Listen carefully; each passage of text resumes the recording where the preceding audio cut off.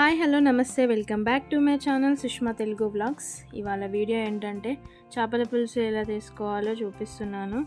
అయితే చేపల పులుసు చేసేది నేను కాదు, అమ్మ చేస్తుంది. సో మనం దానికోసం మార్కెట్ నుంచి చేపలు తెచ్చుకునేటప్పుడే వాళ్ళు క్లీన్ చేసి ఇచ్చినారు మంచిగా. కానీ మళ్ళీ అమ్మ ఒకసారి లావు ఉప్పేసి మళ్ళీ క్లీన్ చేస్తుంది, స్మెల్ రాకుండా ఉంటాయి కదా అని చెప్పి. అండ్ దీనికోసం మనం ముందుగానే కొన్ని ప్రిపేర్ చేసి పెట్టుకోవాలి. ఏంటంటే జీలకర్ర మెంతులను వేయించి పొడి చేసి పెట్టుకోవాలన్నమాట. అండ్ ఒక 100 గ్రాముల చింతపండును నానేసి పెట్టుకోవాలి. 1 కేజీ చేప ముక్కలకి 100 గ్రాముల చింతపండు కరెక్ట్గా సరిపోతుంది. సో అది నానేసి పెట్టుకున్న తర్వాత రసం తీసి పెట్టుకోవాలి. దాని తర్వాత ఒక మీడియం సైజ్ ఆనియన్ తీసుకొని మంచిగా కాల్చుకోవాలి. అది బాగా టేస్ట్ ఉంటుందంట చేపల పులుసుకి. సో అది బాగా కాల్చి దాన్ని గ్రైండ్ చేసి పెట్టుకోవాలి. గ్రైండ్ చేసిన పేస్ట్ని మనం చింతపండు రసంలో యాడ్ చేసుకోవాలన్నమాట. బాగా కాల్చుకొని పెట్టుకోవాలి మంచి స్మెల్ వచ్చే వరకు. అండ్ ఆ తర్వాత మనం కడిగి పెట్టుకున్న చేప ముక్కలకి కారం, ఉప్పు, అల్లం వెల్లుల్లి పేస్ట్, పసుపు వేసి మంచిగా కలిపి పెట్టుకోవాలి. అండ్ చింతపండు రసంలో కూడా కారం, ఉప్పు వేసి కలిపి పెట్టుకోవాలి.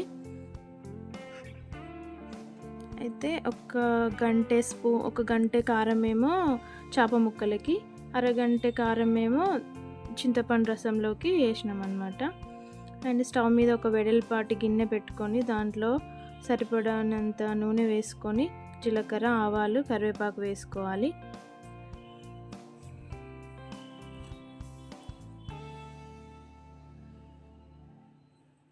అవి కొంచెం ఫ్రై అయిన తర్వాత మనం ఆల్రెడీ రెడీ చేసి పెట్టుకున్న చేప ముక్కలు ఉన్నాయి కదా, అవి ఒక్కొక్కటిగా ఆయిల్లో వేయాలన్నమాట.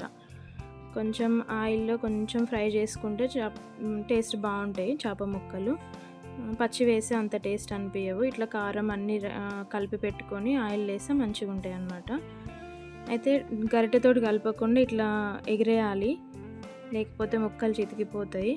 అట్లా ఒక 5 మినిట్స్ ఫ్రై అయిన తర్వాత మనం రెడీ చేసి పెట్టుకున్న చింతపండు రసం ఉంది కదా, అది వేసుకోవాలి దాంట్లో. ఇలా చింతపండు రసం యాడ్ చేసిన తర్వాత ఒక 15 మినిట్స్ అట్లా మూత పెట్టి బాగా మరగనియాలన్నమాట. మరగనిచ్చినాక ఒక 15 మినిట్స్ తర్వాత మనం ముందుగా రెడీ చేసి పెట్టుకున్న జీరా, మెంతి పొడి ఉంది కదా, అది యాడ్ చేసుకోవాలి. ఆఫ్టర్ 5 మినిట్స్ ధనియాల పొడి యాడ్ చేసుకోవాలి. ఒక 5 మినిట్స్ ఉంచిన తర్వాత మనం కొత్తిమీర వేసుకొని స్టవ్ ఆఫ్ చేయడమే. చేపల పులుసు రెడీ అయినట్టే. అయితే ఇది మనం ముందు రోజు నైట్ ప్రిపేర్ చేసుకొని నెక్స్ట్ డే తింటే చాలా బాగుంటుంది. ఈ వీడియో కనుక మీకు నచ్చినట్లయితే లైక్ చేయండి, షేర్ చేయండి, కామెంట్ చేయండి. అలాగే నా ఛానల్ సబ్స్క్రైబ్ చేసుకోండి.